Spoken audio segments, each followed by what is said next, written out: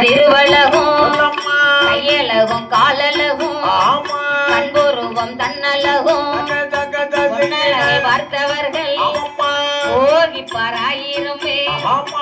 நலகை பார்த்தவர்கள்